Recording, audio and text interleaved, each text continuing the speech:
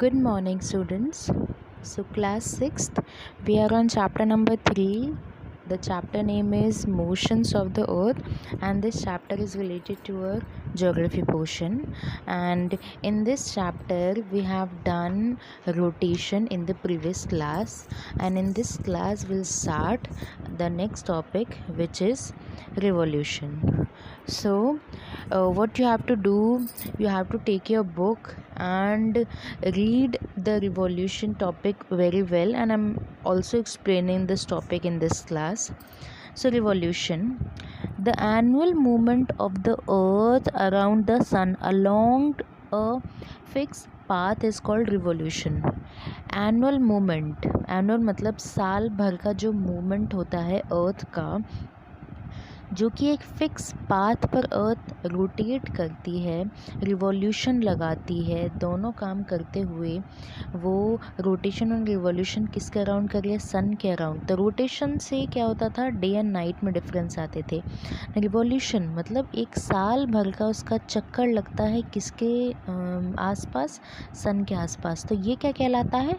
Revolution.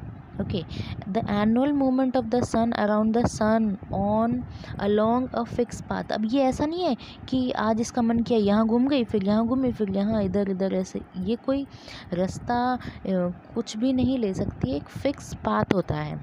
Now will start from the third line. The fixed elliptical path along which the earth revolves is called its orbit।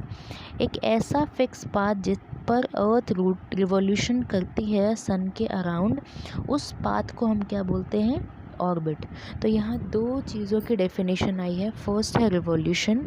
Revolution means साल भर जो अर्थ सन के around एक fix path पर revolution लगाती है, उसे हम बोलते हैं रिवॉल्यूशन। चारों ओर चक्कर लगाना सन के, that is known as revolution. Then एक फिक्स पाथ मतलब एक जो चयनित जगह होती है, चुनी हुई जगह होती है, उस पर अगर वो रिवॉल्यूशन करती है, उस फिक्स पाथ को हम क्या बोलते हैं? ऑर्बिट। एग्ज़ाम्पल आपको देते हैं, अगर आपको एक स्कूल से आना होता है तो सड़कों का यूज़ हम लोग रोड्स का यूज़ करके आते हैं। ऐसा तो नहीं है हम पहाड़ों के बीच में से, नदी नालों के बीच में से, खाइयों के बीच में से आ रहे हैं, कोई भी रास्ता तय करके आ रहे हैं। हम लोग क्या करते हैं? हम लोग यूज़ करते हैं रोड्स का। So with the help of the road school से घर का रास्ता हम तय करते हैं। उसी तरीके से ऑर्बिट एक पाथ बना हुआ है, ऑर्बिट, जिस पर अर्थ रिवॉल्यूशन लगाती है किसके? सन के। Now the earth revolves along its orbit of approximately 965 million kilometres length at the speed of 29.6 kilometre पर सेकेंड। अब ये पाथ कितना लंबा है? 965 मिलियन किलोमीटर की लेंथ है इसकी, और स्पीड कितनी रहती है अर्थ की?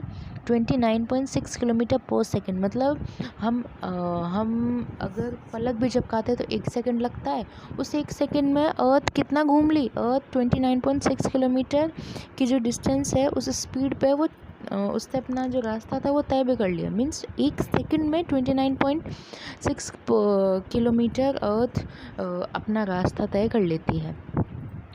It takes 365 days, 5 hours, 48 minutes and 46 seconds, approximately 365 1/4 days। अब अर्थ ये एक चक्कर लगाया इसने यहाँ, तो यहाँ से शुरू करते हुए यहाँ कितने दिन में आती है, या फिर यहाँ से शुरू करके यहाँ कितने दिन में आती है?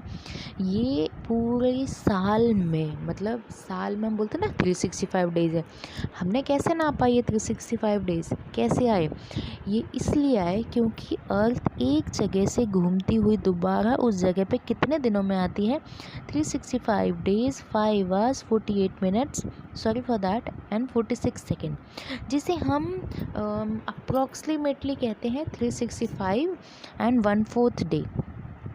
1/4 मीन्स 0.25%। 1 का अगर आप 25% करते हो तो वो 1/4 हो जाता है।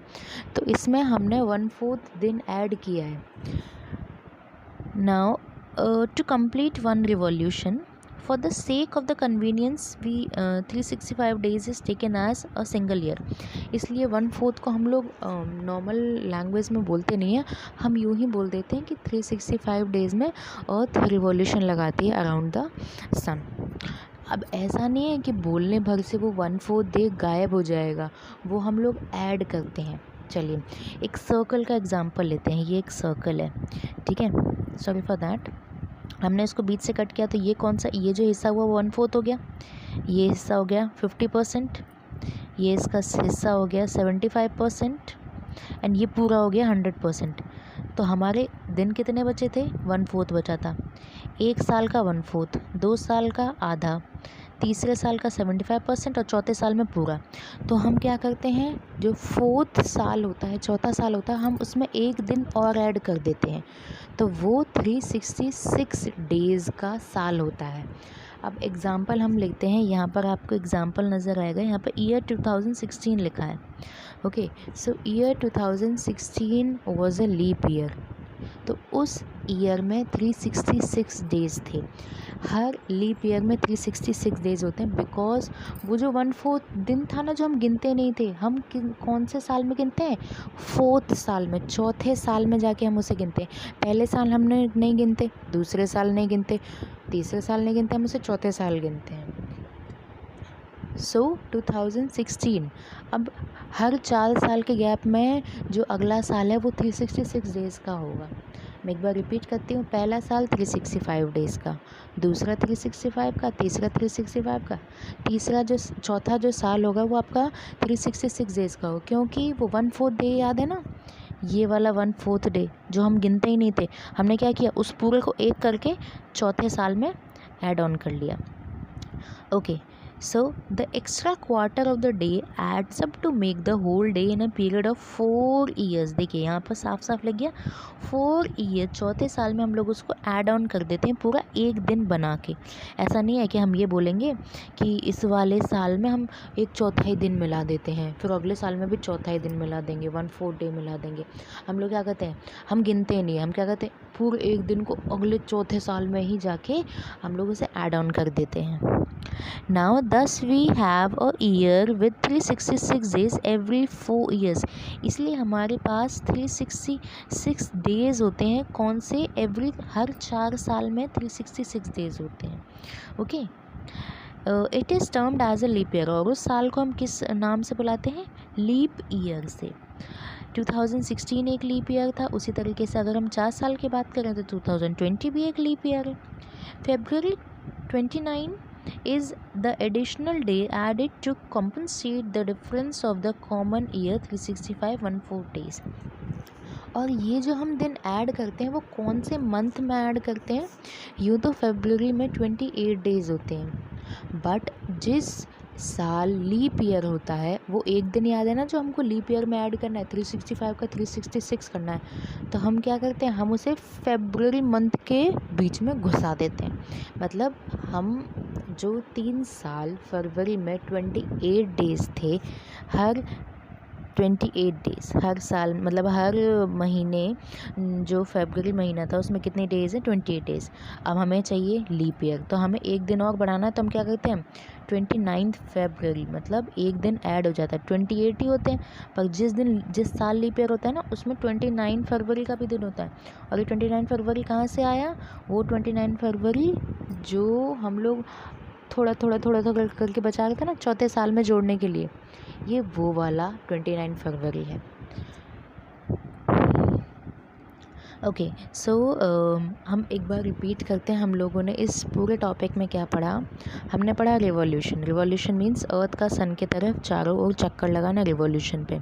हमने पढ़ा ऑर्बिट। ऑर्बिट क्या होता है? वो जो चक्कर लगा रही है अर्थ, वो किसी पाथ पे तो लगा रही होगी, किसी रास्ते पे तो लगा रही होगी, उस रास्ते का नाम क्या है? ऑर्बिट। ओके, नाउ अर्थ की स्पीड और जो लेंथ वो कवर करती है वो क्या है? अर्थ का लेंथ है 965 मिलियन किलोमीटर, और उसकी स्पीड क्या है अर्थ की? 29.6 किलोमीटर पर सेकेंड। ये सब तो हो गया कि अर्थ रिवॉल्यूशन लगा रही है, उसकी स्पीड क्या है, किस स्पीड में वो घूम रही है।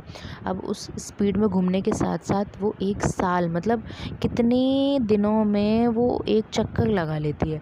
तो वो एक चक्कर लगाती है 365 days 5 hours 48 minutes and 46 seconds, जिसे हम मामूली तौर पे हम लोग कहते हैं नॉर्मल लैंग्वेज में 365 डेज़। पर ये 365 डेज़ पूरे नहीं हैं, इसमें 1/4 भी ऐड होता है, मतलब एक चौथाई दिन। आपका पूरे 24 घंटे का दिन होता है, तो उसमें से मान लीजिए 6 घंटे, ठीक है, 6 आवर्स प्लस 6 आवर्स, ओके। तो 6 घंटे हर साल, सॉरी, जो पूरे एक दिन में से 6 घंटे ले लिया, वो हमारा 1/4 डे होता है। सो हर साल 1/4 जो दिन होता है ना, वो बचता है। हम उसे वेस्ट तो जा नहीं सकते, वेस्ट नहीं दे सकते, तो हम क्या करते हैं, हम उसे चौथे साल में ऐड कर लेते हैं। तो चौथे साल में वो 1/4 मिल के क्या हो जाता है, पूरा एक दिन हो जाता है। सो जिस साल हम लोग ऐड करते हैं उस दिन कितने दिन होते हैं साल में, 1 ईयर में 366 डेज़ होते हैं, और उस ईयर को लीप ईयर के नाम से भी जाना जाता है। Now in this class we will also do the question and answers. We will do the take the correct answers of all the questions of question number A. What you have to do, you have to tick all the question number A in your book and send me the picture of that page. So let's start question number A. So here is the question number A. A1, the annual movement of the earth round the sun, means साल भर जो अर्थ सन के चारों तरफ चक्कर लगाती है उसे हम क्या बोलते हैं। So the correct answer is B, revolution. अभी हमने जस्ट पढ़ा है, क्योंकि रोटेशन एक दिन का होता है, ऑर्बिट मतलब वो तो रास्ता ही होता है जिस पर चक्कर लगाती है, और inclination means tilted point. A2, direct rays of the sun fall on the Tropic of Cancer on. हम लोगों ने in the previous class we have done Tropic of Cancer, equator, Tropic of Capricorn. So Tropic of Cancer है northern hemisphere में, Tropic of Capricorn है southern hemisphere में, and equator divides the earth into 2 equal part. So कब sun की direct rays Tropic of cancer पे पड़ती है, तो वो पड़ती है 21 जून। बट अगर बात की जाए in question number 7th, name the Tropic of Capricorn receives the direct rays of the sun on, the answer is 22 December. तो हम अगर यहाँ पर इंडिया की पोजीशन को देखते हुए बोलेंगे कि हम लोग रहते हैं नॉर्दर्न हेमिस्फीयर में, तो हम पे सीधी धूप या फिर सीधी रेस पड़ती हैं गर्मियों में, मतलब 21 जून को, और कैप्रिकॉर्न पे सीधी रेस पड़ती हैं 22 दिसंबर को।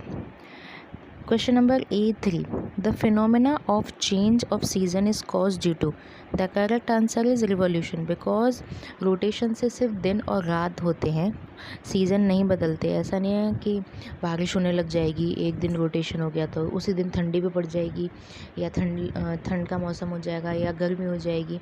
जो रिवॉल्यूशन मीन्स साल भर जो अर्थ चक्कर लगाती है उसकी वजह से सीजन्स चेंज होते हैं। A4, a leap year has, अभी हम लोगों ने किया है 366 days, C is the correct answer. A5, which of the following is called land of the midnight sun, the correct answer is North Cape in Norway. I will tell you how this point is correct in the next class. C, A6th, on which of the following days the day and night are equal duration throughout the world, ऐसा कौन सा दिन है जब दुनिया भर में, दुनिया के हर एक कोने में दिन भी बराबर होता है और रात भी बराबर होती है। तो वो डेज़ है 21 मार्च and 23rd September. So the correct answer is 21 मार्च और 23rd सितंबर को दिन और रात दोनों ही दुनिया भर में बराबर होते हैं। क्वेश्चन नंबर 7 हम लोगों ने कर लिया था। क्वेश्चन नंबर 2 का ही एग्जाम्पल देखते हुए, that's it for now. Thank you.